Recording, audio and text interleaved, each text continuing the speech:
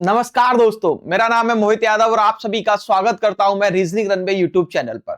सोचिए आपको दबाया जा रहा है, आपको घूमने नहीं दिया जा रहा, आपको कहीं बोलने नहीं दिया जा रहा है, आप गरीब हैं इसलिए आपको दबाया जा रहा है, या आप किसी फलाने डिस्ट्रिक्ट से फलाने स्टेट से बिलोंग करते हैं इसलिए आपको दबाया जा रहा है। तो कहीं ना कहीं आजादी छिन रही है आपकी। आपको पता ही नहीं है कि एक मानव होने के नाते, एक मनुष्य होने के नाते हमारे कौन से अधिकार हैं भाई।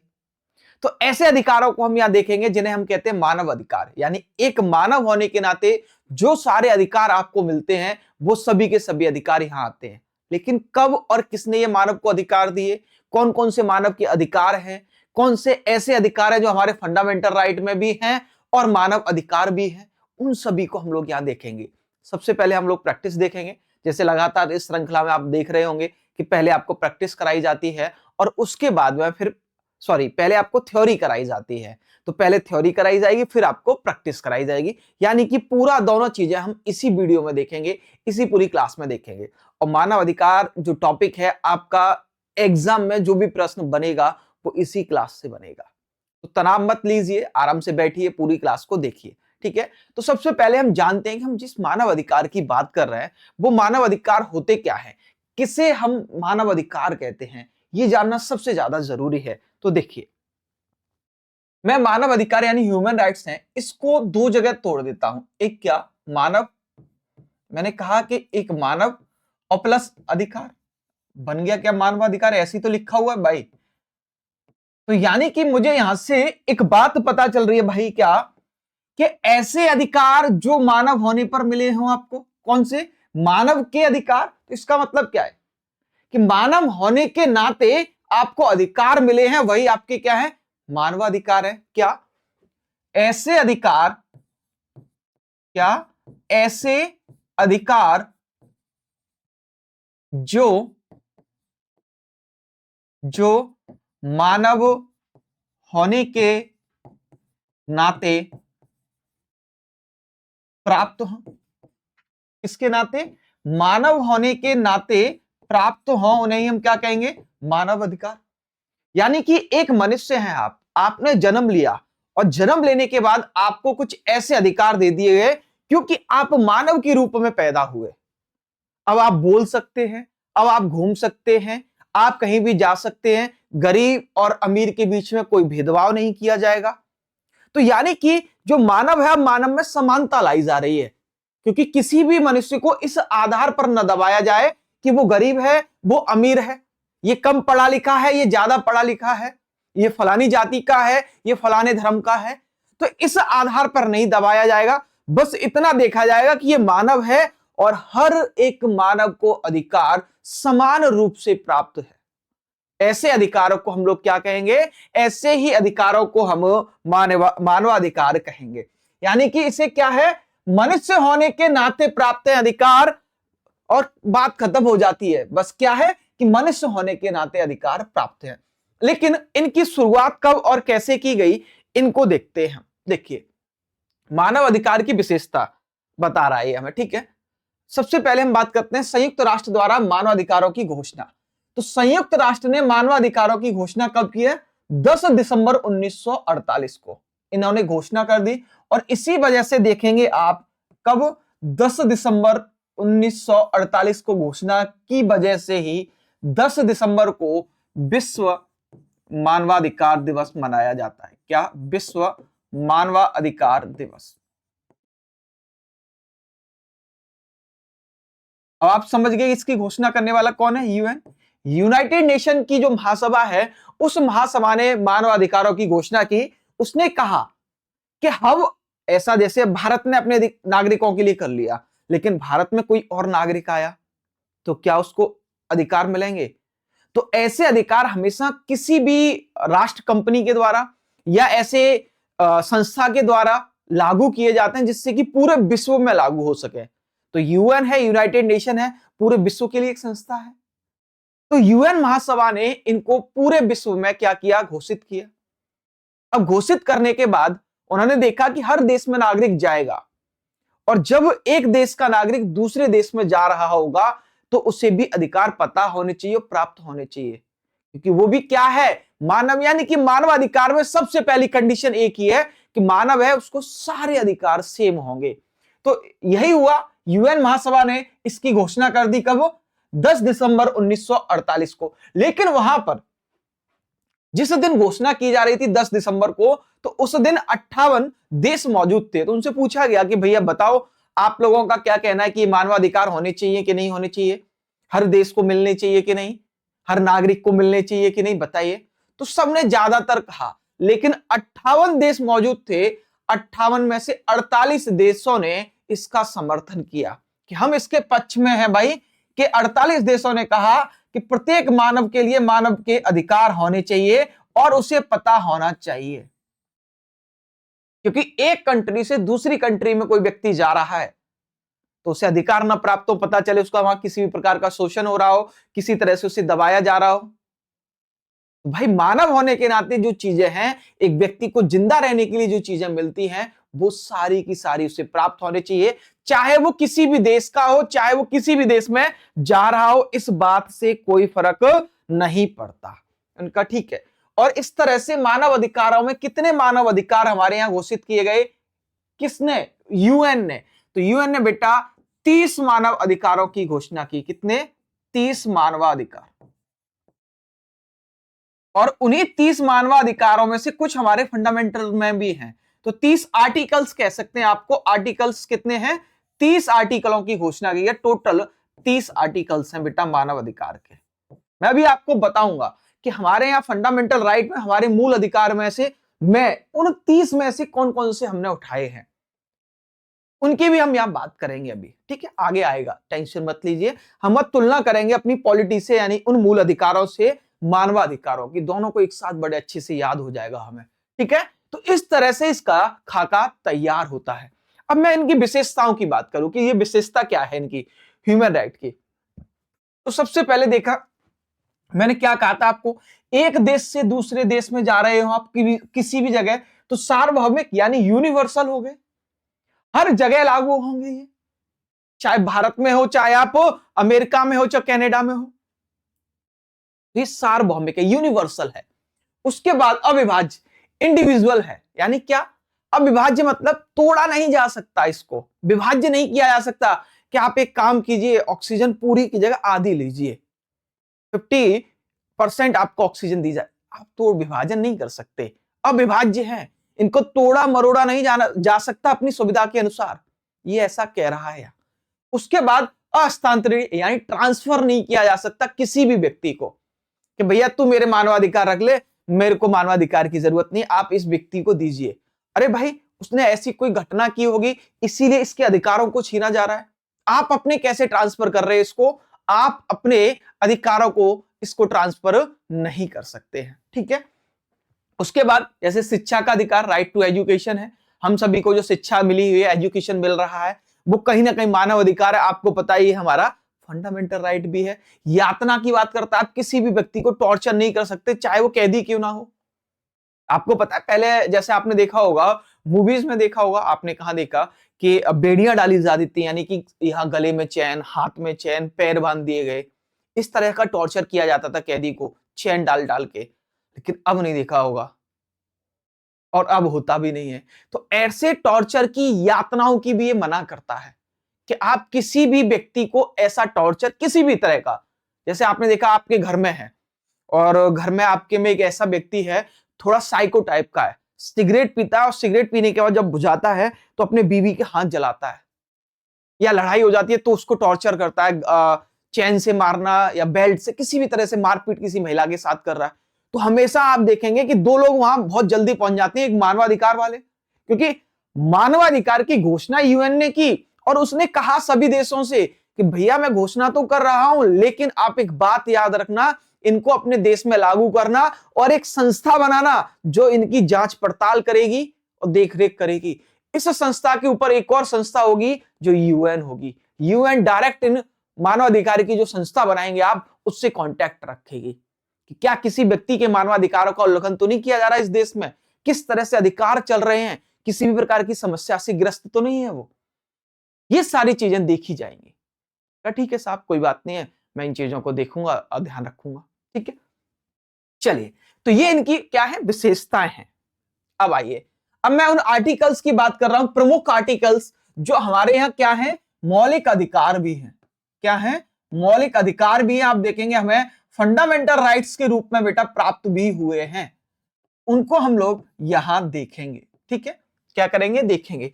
तो उन 30 में से जो हमारे एग्जाम के लिए और जो हमारे लिए जरूरी है उनको हम देखेंगे, क्योंकि हमेशा एग्जाम में वही पूछे जाते हैं जो हमारे फंडामेंटल राइट्स से तुलना कर रहे हो, कहीं नहीं। तो उन्हीं ह्यूमन राइट्स की हम बात करेंगे, HR यानी कि शॉर्ट फॉर्म में। सबसे पहले आर्टिकल 1 है। टोटल आर्टिकल कितने बताए मैंने दोस्त आपको? ये पूछा जाता है कि टोटल कितने आर्टिकल्स हैं मानवाधिकार में, तो कितने हैं? टोटल 30। अब उन 30 में से देखते हैं। आर्टिकल 1 क्या कहता है? सभी मनुष्य समान जन्म लेते हैं। आप ही बताओ भैया, क्या मेरे जन्म का प्रोसेस और आपके जन्म का प्रोसेस अलग अलग रहा क्या? नहीं भाई, सेम ही था।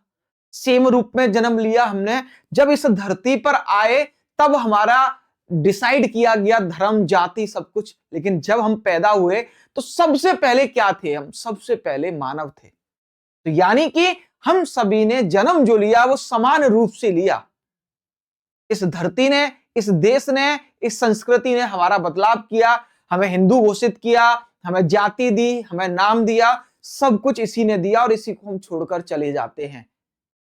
मनुष्य आता है, मनुष्य ही जाता है, बाकी उसका नाम, पहचान, जाति, धर्म सब कुछ यहीं रह जाता है। तो सबसे पहले आपने किस रूप में जन्म लिया? एक मानव के रूप में जन्म लिया और सभी के सभी मानव ही थे, प्रोसेस एक ही था। तो आर्टिकल क्या कह रहा है कि सभी मनुष्य कैसे जन्म लेते हैं भैया? समान जन्म लेते हैं। आर्टिकल 3 क्या है? जीवन जीने का अधिकार। आपको पता है हमारे किस आर्टिकल में है भाई? आर्टिकल 21 में। यानी कि एक जीवन जीने के लिए, एक व्यक्ति के लिए जो कुछ भी जरूरी है वही उसके जीवन जीने का अधिकार है। चाहे ऑक्सीजन लेना हो, चाहे स्वच्छ पानी हो, चाहे स्वच्छ वायु हो, चाहे स्वच्छ पर्यावरण हो, चाहे शोर की बात की जा रही हो कि सोते टाइम आपने देखा 10 बजे डीजे क्यों बंद हो जाते हैं? क्योंकि शांति से सोना भी क्या है? व्यक्ति का फंडामेंटल राइट है, और जब तक नहीं सोएगा वो परेशान रहेगा। तो सोना भी आपके जीवन का अधिकार है। इसी वजह से रात को 10 बजे डीजेस बंद कर दिए जाते हैं। ठीक है, तो आर्टिकल 3 आपको दे रहा है। किसका आर्टिकल 3? मानवाधिकार का है, हमारे संस्था, हमारे संविधान का नहीं। ठीक है, यातना से मुक्ति। आर्टिकल 5 ने क्या कहा? यातना यानी किसी भी व्यक्ति को टॉर्चर। जैसे आप देखेंगे मूवी लास्ट, शायद तेरे नाम में ये सीन दिखाया गया था। सलमान खान को आपने देखा हो, चैन यहां गले में पड़ी हुई थी, एक गोल सा पड़ गया, उसमें चैन, हाथों में मतलब बेड़ियों में जकड़ा हुआ था बेचारा, वो बेड़ियां थी। तो उनकी बात कर रहा है, वो भी एक टॉर्चर का प्रकार है। अपने घर में किसी को रखना, आप नौकर को, उसको मारना, पीटना, पैसे ना देना, ये भी टॉर्चर करना है। अपने बीवी के साथ करना टॉर्चर, अपने भाई के साथ करना, अपने रूममेट के साथ करना, अपने दोस्त के साथ करना, ये सारी की सारी चीजें एक टॉर्चर के प्रकार है जो आर्टिकल 5 में बता रहा है। ठीक है, मनमानी गिरफ्तारी से सुरक्षा।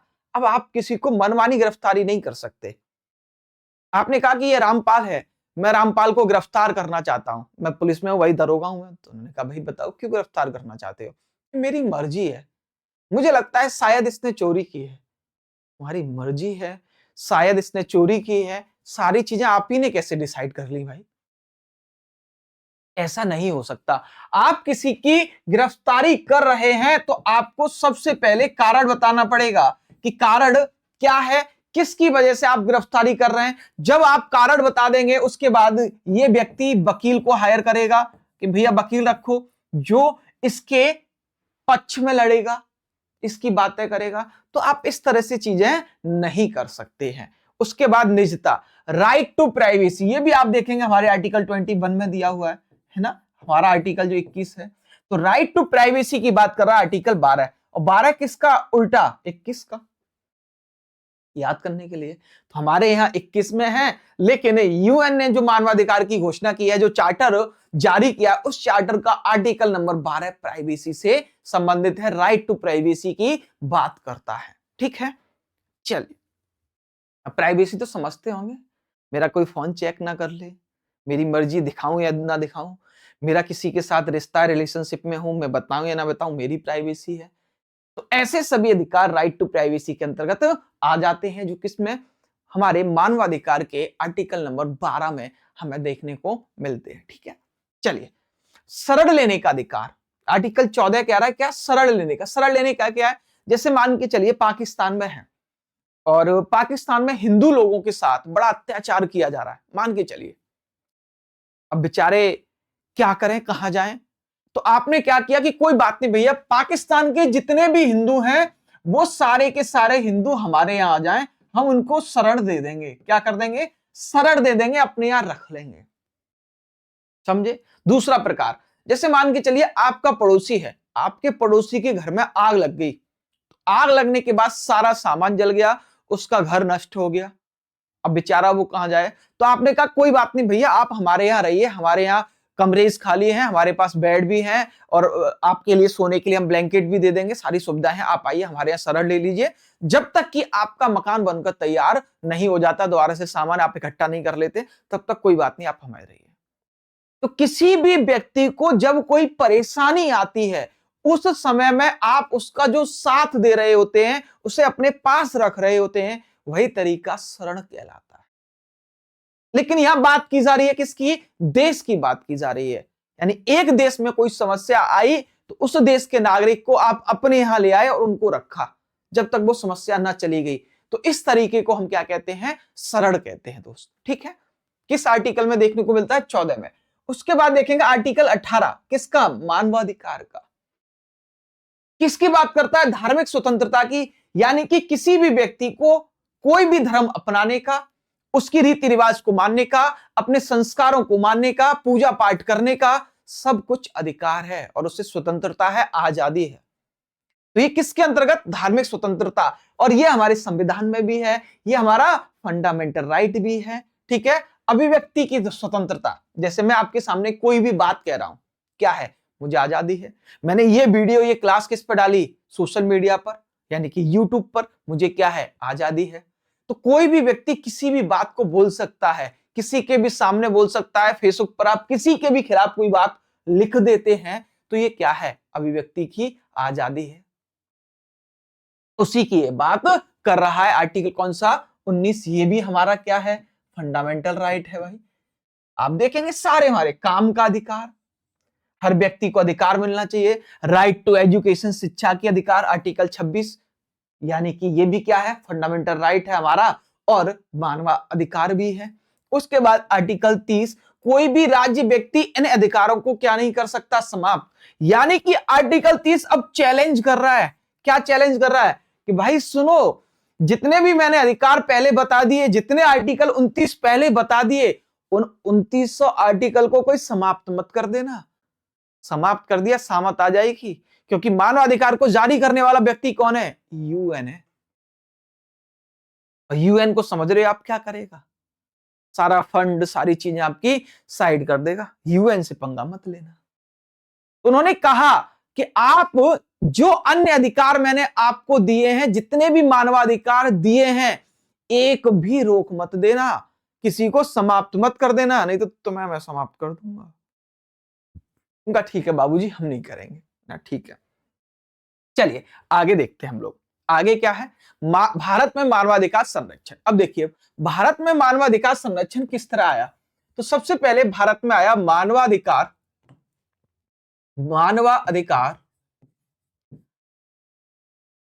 संरक्षण अधिनियम। मानवाधिकार संरक्षण अधिनियम लाया गया बेटा 1993 में। इसके तहत भारत में मानवाधिकारों को लाया गया और ये अधिनियम आया। अधिनियम आने के बाद लागू कब हुआ? तो लागू हुआ बेटा 28 सितंबर। कब? 28 सितंबर 1993 को ही। ठीक है, इस डेट को तो लागू हुआ। अब लागू होने के समय आपको पता है कि कोई अधिनियम जब लागू होता है, जब उस पर राष्ट्रपति हस्ताक्षर कर देता है, तब वो अधिनियम पूरे भारत में लागू होता है। तो इस समय पर राष्ट्रपति कौन थे किन्होंने हस्ताक्षर किए? तो राष्ट्रपति थे इस समय डॉक्टर शंकर दयाल शर्मा। अच्छा, एक बात देख रहे हो बेटा आप, एक बात देख रहे हो, यानी कि कानून कब आया, तो आप लिखेंगे यहां क्या, 1993 में। कौन सा कानून है, मानवाधिकार संरक्षण कानून। इसका आप देखें अब लागू हुआ 28 सितंबर को, लेकिन गठन नहीं हुआ। गठन मतलब क्या, मानवाधिकार आयोग। तो जो मानवाधिकार आयोग है बेटा, वो आया है 12 अक्टूबर 1993 को।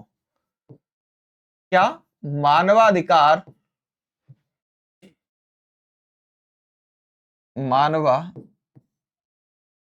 अधिकार आयोग,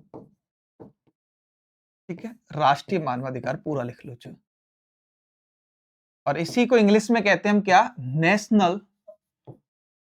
नेशनल ह्यूमन राइट्स कमीशन। मैं इसको ह्यूमन राइट्स कमीशन पूरी फुल फॉर्म इसलिए बता रहा हूं कि आगे चलकर मैं अभी बार बार बात करूंगा तो मैं इसको शॉर्ट फॉर्म में कहूंगा बेटा एनएचआरसी। क्या कहूंगा, एनएचआरसी। तो आप ये मत कहना कि यार ये नया बवाल कौन आ गया, एनएचआरसी हमने तो पढ़ा ही नहीं। तो वो कौन था, राष्ट्रीय मानवाधिकार आयोग है, जो कब आया है, 12 अक्टूबर 1993 को। कब आया, 12 अक्टूबर 1993 को। इस अधिनियम को हम कब लाके लागू कर रहे हैं, 28 सितंबर 1993 को हम लोग लागू कर रहे हैं, ठीक है। उसके बाद अब इसकी संरचना पूछी जाए आपसे कि भाई संरचना कैसी है, तो आपसे पूछा जाए तो याद रखना कि इसमें अध्याय तो 8 हैं। कितने, 8। वहीं धाराएं पूछी जाए दोस्त, तो धाराएं कितनी हैं, 43।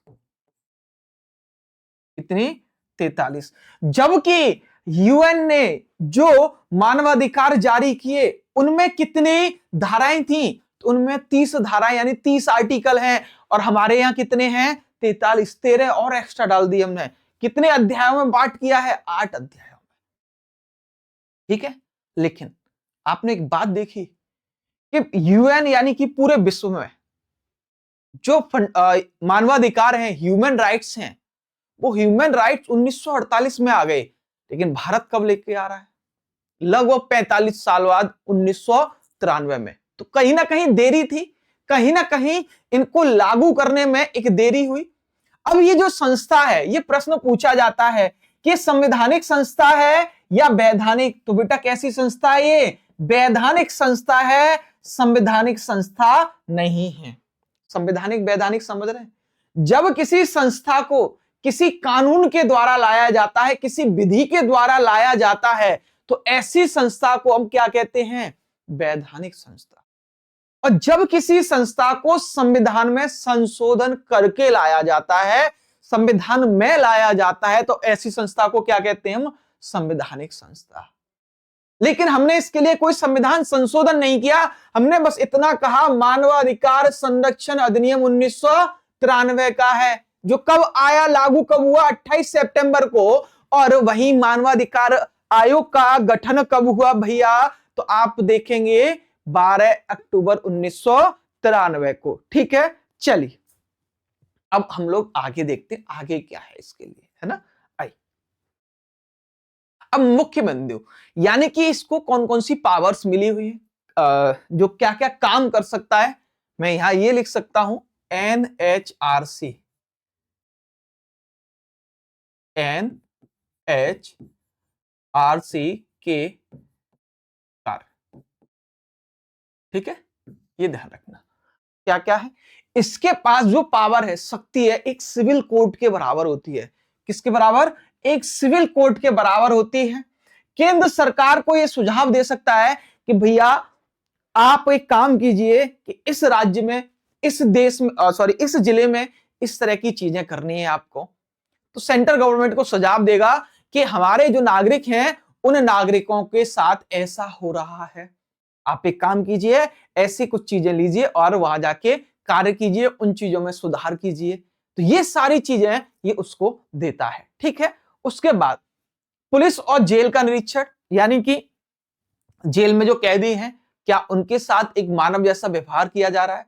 जैसे मैंने आपको पीछे अभी बताया, टॉर्चर यानी प्रताड़ना तो नहीं की जा रही है, कहीं उनकी आजादी तो नहीं छीनी जा रही है, कहीं उनके मानव अधिकार या फंडामेंटल राइट्स को तो नहीं छीना जा रहा है, उन सारी बातों की बात करेगा। उसके बाद कोई व्यक्ति शिकायत करता है, जैसे किसी महिला ने शिकायत किया, किसी पुरुष ने शिकायत किया कि भाई मेरे मानवाधिकारों का हनन हो रहा है, आप आइए, तो ये वहां जाएगा और उन चीजों की जांच पड़ताल करेगा। उसके बाद मानवाधिकार शिक्षा जागरूकता यानी एजुकेशन के बारे में बात करेगा और लोगों को जागरूक करेगा कि आपको कोई दिक्कत आए तो आप हमें कॉल कीजिए, हमारे पास आइए, ये मानवाधिकार की बेंच हर जगह हमने सेट कर दी है, आप वहां जाइए, शिकायत कीजिए और आपकी सुनवाई तुरंत की जाएगी। ठीक है, तो ये सारी चीजें इसके अंतर्गत आती हैं, सारे इसके कार्य होते हैं दोस्त।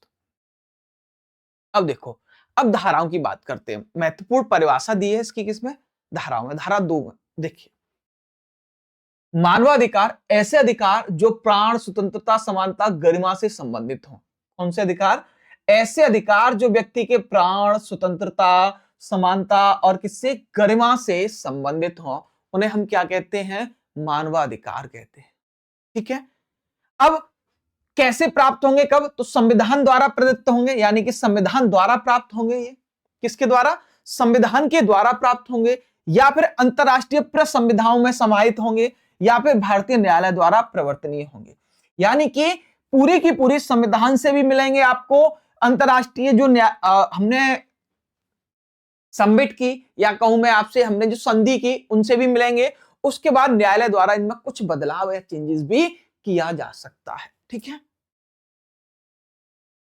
अब देखिए सशस्त्र बलों की भाषा, तो उसमें कहा उन्होंने थल सेना, नौसेना, वायुसेना या संघ का कोई अन्य सशस्त्र बल जैसे कि सीआईएसएफ है, बीएसएफ है, उनकी भी बात कर रहा है। अब देखिए, लेकिन इसमें इसके साथ एक चैलेंज है बेटा। क्या चैलेंज है? चैलेंज ये है कि यह सेना में जाकर जांच नहीं कर सकता, या मैं ऐसा कर सकता हूं, इन सभी में जांच नहीं कर सकता,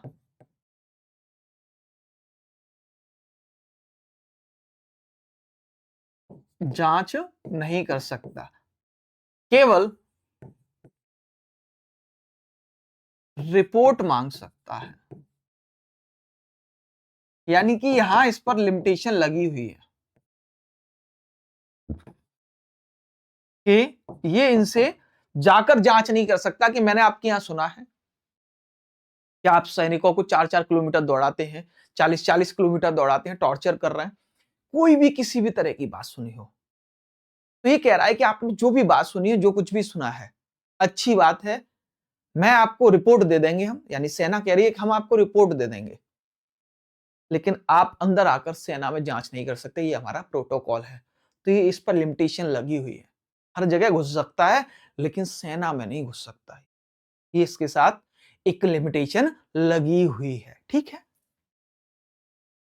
अब आइए धारा 3 क्या क्या कहती है? राष्ट्रीय मानवाधिकार आयोग। ठीक है, क्या?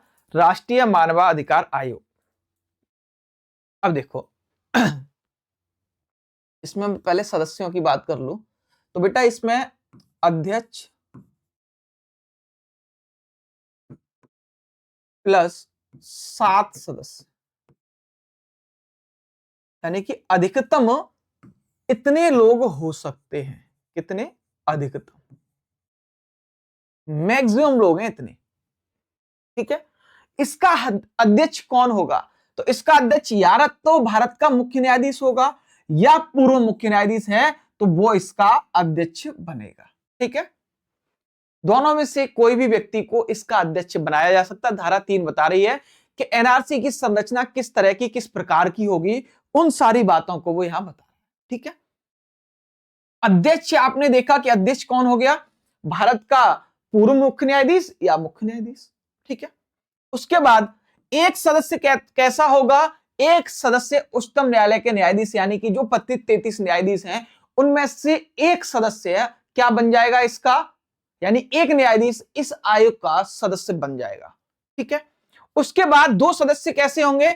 यानी कि ये सुप्रीम कोर्ट के हो गए, और ये 2 सदस्य किसके? जो 2 हाई कोर्ट के मुख्य न्यायाधीश होंगे। किसी भी 2 मुख्य न्यायाधीशों को उठाया जा सकता है हाई कोर्ट के को, उनका उनको इसका सदस्य बना दिया जाएगा। उसके बाद 3 सदस्य कैसे होंगे? मानवाधिकारों के विशेषज्ञ होंगे, लेकिन कम से कम उनमें कौन होगा? एक महिला होगी। मानवाधिकार का विशेषज्ञ क्या है? राजनीति से मतलब रखता हो, शिक्षा से मतलब रखता हो, समाज सेवा से मतलब रखता हो, किसी खेल से या कला से मतलब रखता हो, ऐसे व्यक्तियों की बात कर रहा है। लेकिन उन तीनों में से एक महिला होना कंपलसरी है। एक या एक से अधिक हो सकती है, कोई बात नहीं, कम से कम एक तो होगी ही होगी। ठीक है। उसके बाद सदस्य कितने? 4। ये पदेन सदस्य हैं अलग से, यहां तक केवल गिनती हो रही है, ये पदेन सदस्य हैं। और ये पदेन सदस्य कौन कौन होते हैं? ये आयोग के मेंबर होते हैं। देखिए, मेंबर क्या मतलब? अध्यक्ष होते हैं। इन सभी आयोग के जो अध्यक्ष हैं, वो अध्यक्ष इनके 4 मेंबर होंगे। किसके? नेशनल कमीशन यानी एससी आयोग, एसटी आयोग, महिला आयोग और नेशनल कमीशन फॉर माइनॉरिटीज के लिए, यानी कि जो अल्पसंख्यक है, वो अल्पसंख्यक आयोग के, इन चारों आयोग के जो अध्यक्ष हैं, वो अध्यक्ष इसके पदेन सदस्य होते हैं। ठीक है। तो इनके केवल अध्यक्ष ही इसके सदस्य होंगे 4।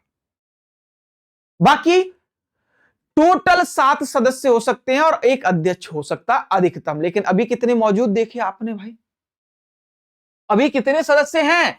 6 और एक ये है, तो आंकड़ा क्या है? 1+6 का।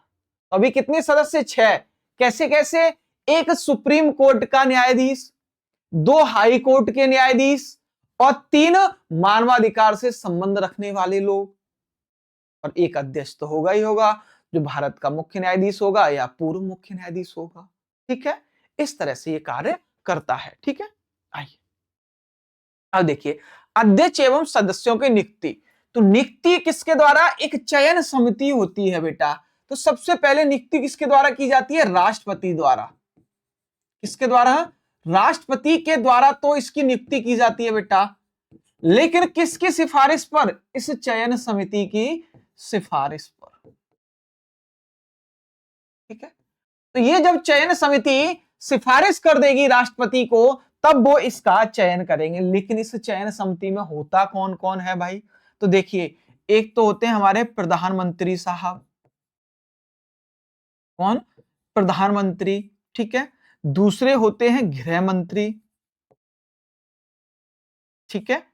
तीसरे कौन होते हैं? लोकसभा के अध्यक्ष। कौन? लोकसभा के अध्यक्ष। चौथे देखेंगे आप, राज्यसभा के अध्यक्ष। अध्यक्ष तो होता नहीं है, तो यहां क्या कहेंगे? सभापति। और सभापति में कौन सा? उपसभापति। ठीक है। राज्यसभा का उपसभापति। उसके बाद लोकसभा के विपक्ष का नेता। लोकसभा का क्या? लोकसभा का विपक्ष का नेता। ठीक है। और अंतिम रूप से राज्यसभा का विपक्ष का नेता।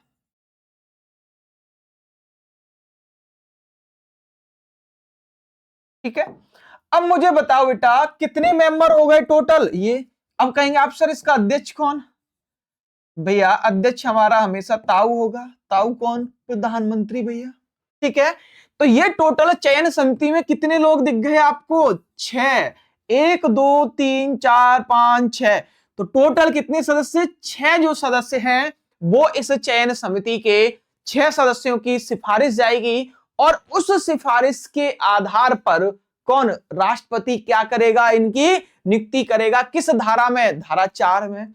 अब आप कहेंगे सर नियुक्ति तो करा रहे हो, लेकिन हमें कार्यकाल तो बता दो भैया। इधर लिख देता हूं मैं। ठीक है। कितने मेंबर हैं? 6 सदस्यों की ये समिति होती है। ठीक है। अब मैं इनके कार्यकाल की बात करूं बेटा। क्या? कार्यकाल। तो इनका जो कार्यकाल है वो अलग अलग कैसे है? देखिए, मैं लिखता हूं एक पहले। पहले कब? 2019 से। किससे? 2019 से। और एक लिखता हूं बाद में।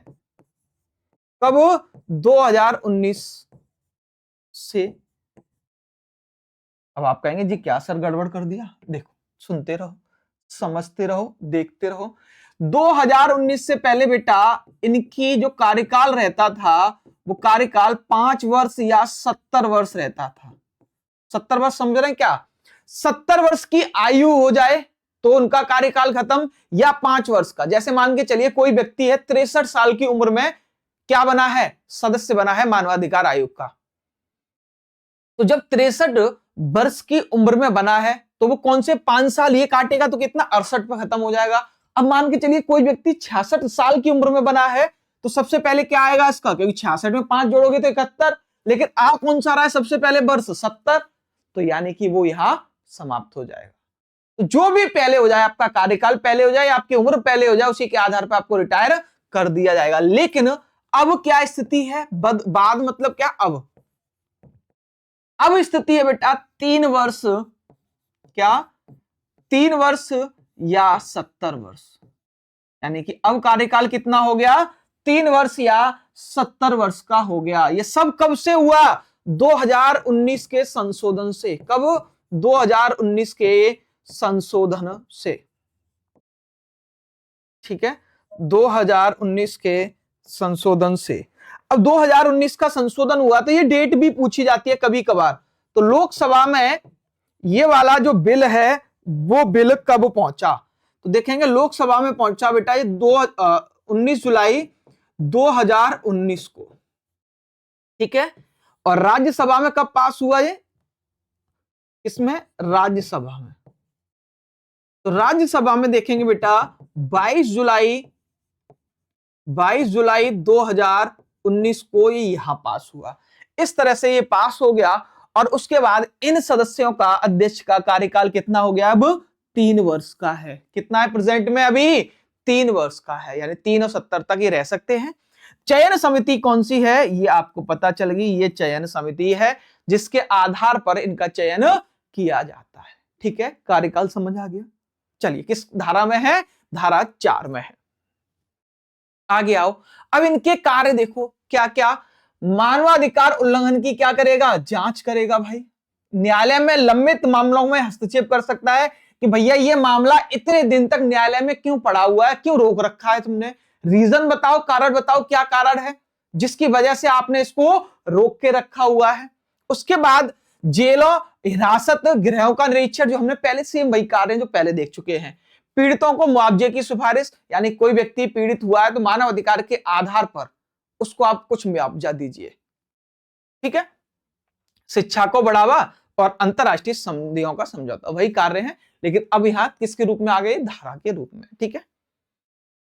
आओ अब देखो राज्य मानवाधिकार आयोग। तो राज्य मानवाधिकार आयोग का गठन की बात कर रहा है। प्रत्येक राज्य चाहे तो SHRC गठित कर सकता है, ठीक है, प्रत्येक राज्य। अब हम अपने उत्तर प्रदेश की बात करेंगे। भैया यूपी के एग्जाम की हम तैयारी कर रहे हैं, यूपी के एग्जाम में यह प्रश्न आया है तो हमें जानना भी जरूरी बनता है ना, ठीक है। अब क्या जानेंगे यूपी के बारे में? देखिए यूपी का जो स्थापना है वो स्थापना कब हुई इसकी? स्थापना की मैं बात करूं बेटा तो स्थापना हुई है 7 अक्टूबर, कब? 7 अक्टूबर 2002 को, 7 अक्टूबर 2002 को। और मुख्यालय कहां है इसका?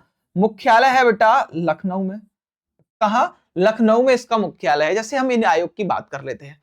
अब इस आयोग में HRC यानी स्टेट ह्यूमन राइट कमीशन, इसमें कितने सदस्य क्या होते हैं देखिए, इनकी हम बात करते हैं, ठीक है। तो अच्छा मैं इसी की बात कर देता हूं यहां, SHRC।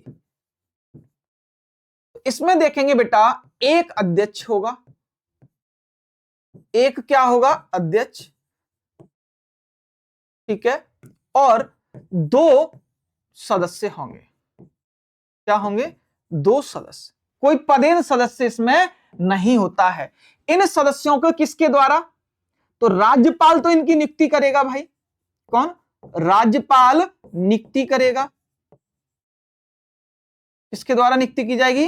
राज्यपाल के द्वारा नियुक्ति की जाएगी। और किसके आधार पर? समिति की सिफारिश पर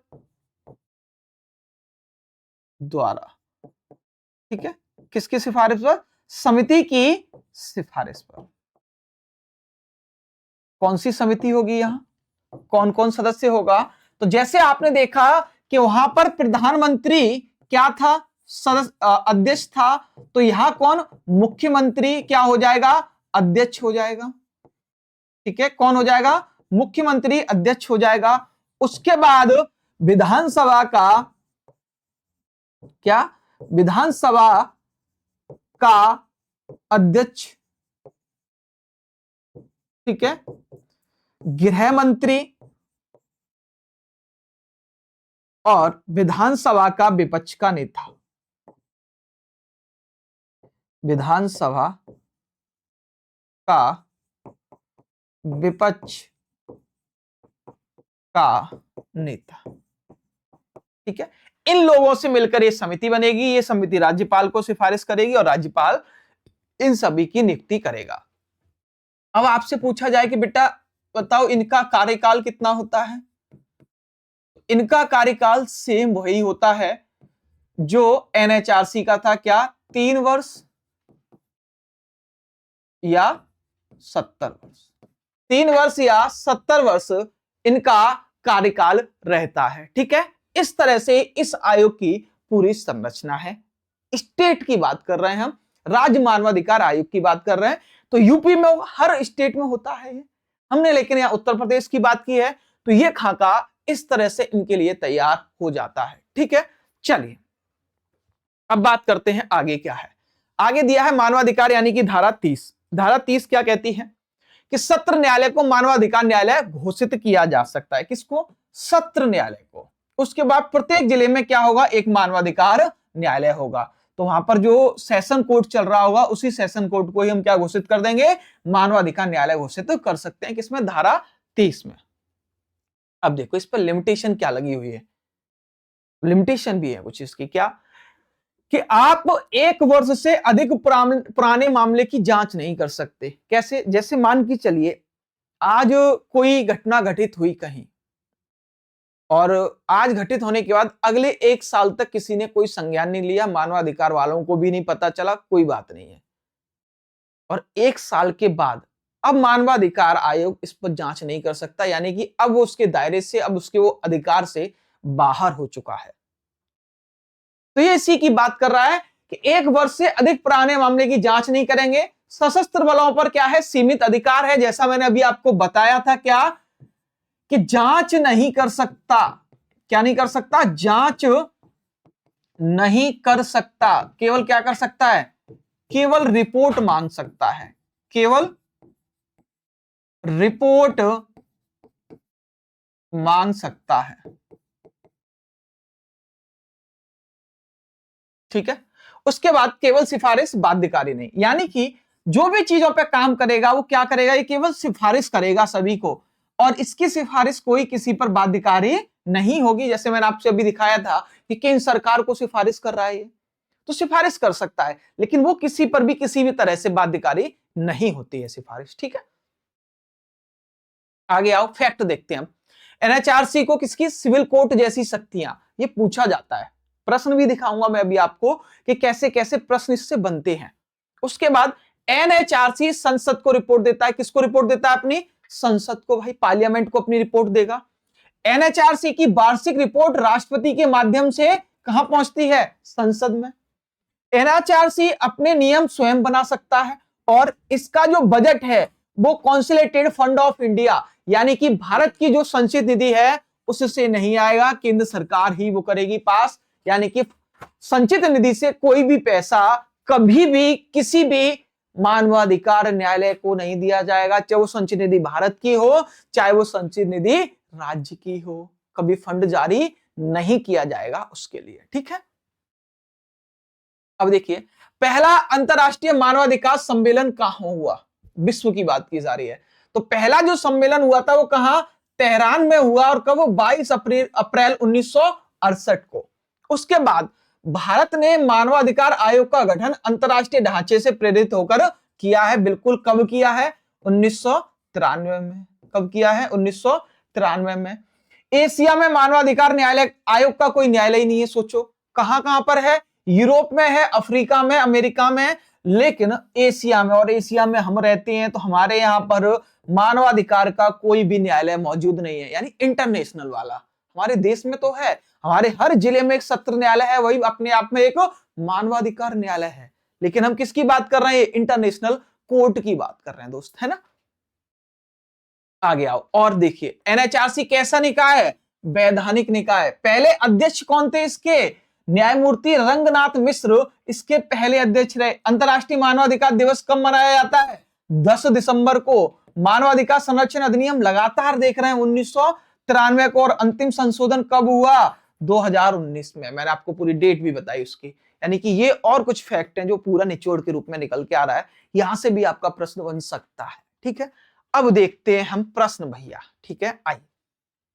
मानवाधिकार आयोग किस प्रकार की संस्था है? कैसी संस्था है? संवैधानिक संस्था, वैधानिक संस्था, अर्ध न्यायिक संस्था या स्वायत्त संवैधानिक बोर्ड?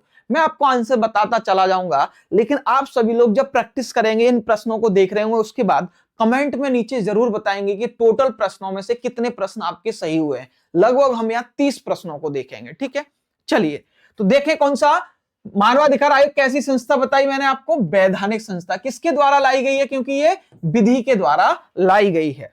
अगला प्रश्न, एनएचआरसी की स्थापना आधिकारिक रूप से कब की गई है? आधिकारिक रूप से 2 अक्टूबर 1992, 12 अक्टूबर 1993, 1 जनवरी 1994 या 26 जनवरी 1950।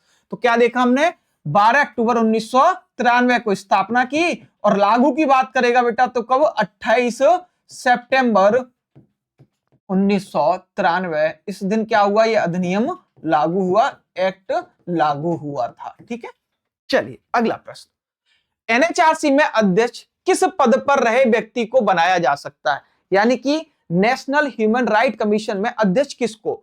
तो सुप्रीम कोर्ट का वर्तमान या मुख्य न्यायाधीश हो, और सुप्रीम कोर्ट का पूर्व मुख्य न्यायाधीश हो, हाई कोर्ट का। तो यहां पर हमारे ये दोनों चीजें हमें देखने को मिल जाती हैं, क्योंकि हमने यही तो देखा था। ठीक है, एनएचआरसी की सिफारिश समिति में निम्नलिखित में से कौन शामिल नहीं है? किसमें? सिफारिश समिति में प्रधानमंत्री था भाई, ये तो अध्यक्ष था, गृह मंत्री था। राष्ट्रपति नहीं है, क्योंकि ये क्या करता है? ये नियुक्ति करता है, समिति में शामिल नहीं होता। क्या करता है? ये नियुक्ति करता है, समिति में शामिल नहीं होता है। इसलिए कौन सा ऑप्शन सही हो गया हमारा? ये, क्योंकि यहां क्या पूछा था हमसे?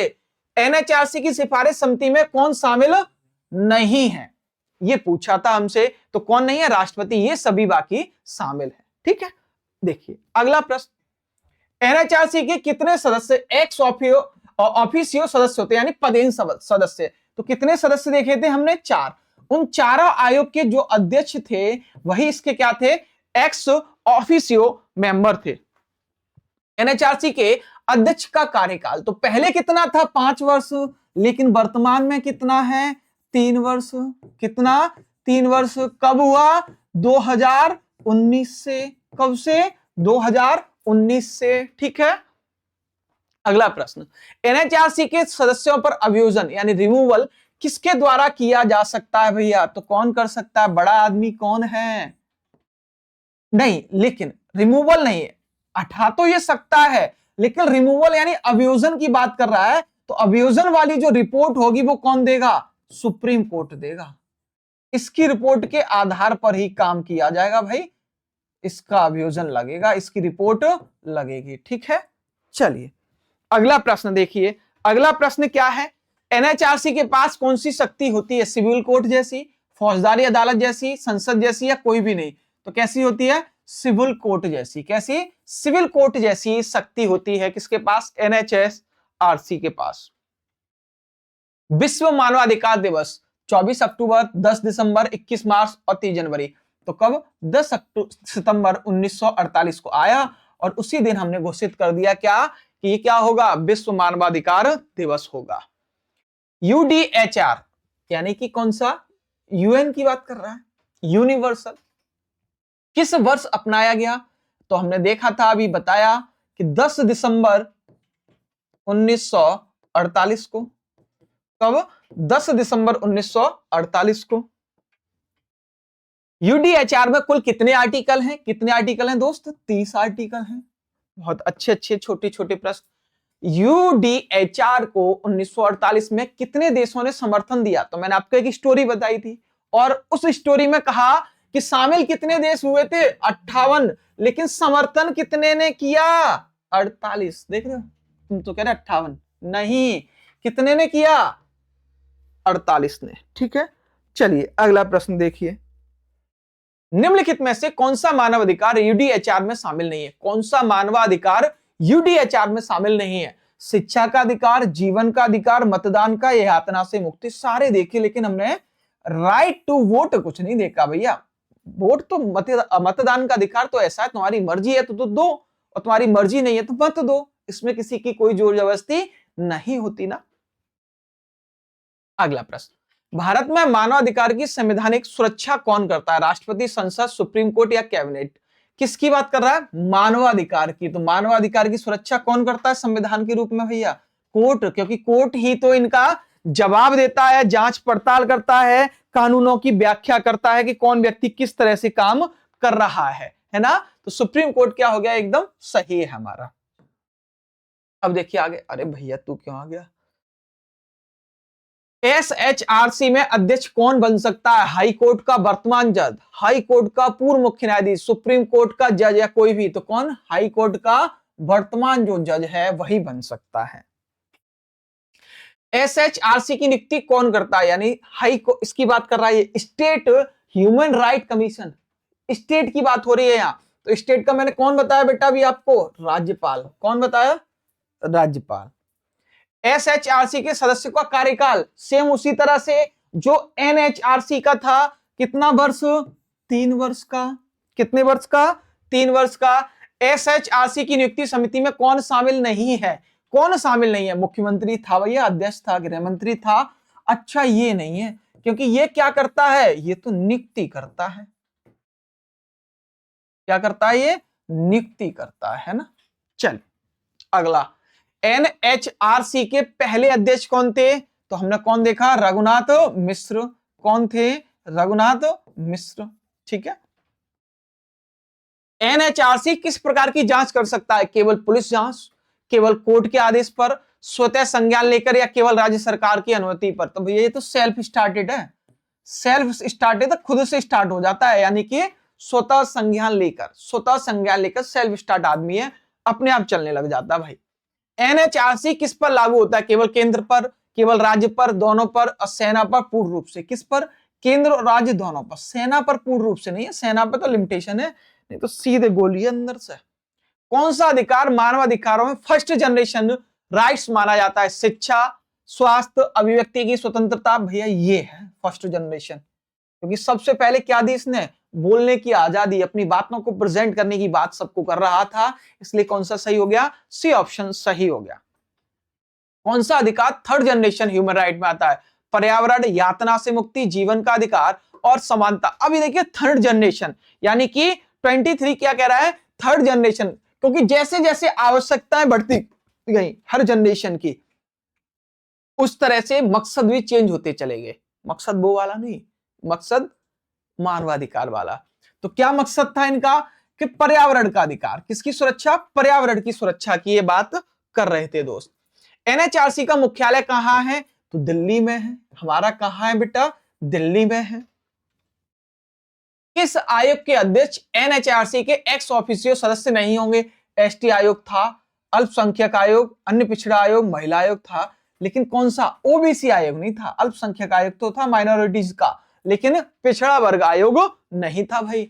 2019 के संशोधन के बाद एनएचआरसी का अधिकतम कार्यकाल कितना है? तो कितना है भैया सदस्यों का कार्यकाल? अधिकतम 3 वर्ष का। कितने वर्ष का?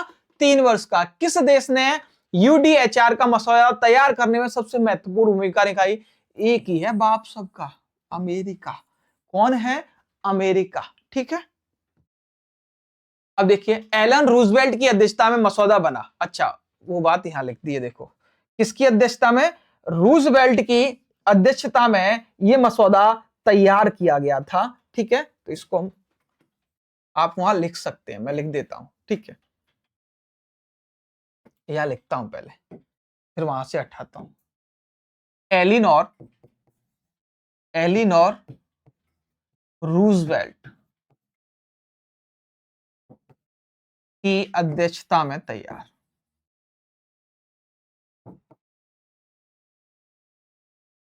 ठीक है, वो गलत जगह पे पहुंच गया टाइप होके, कोई बात नहीं, चले।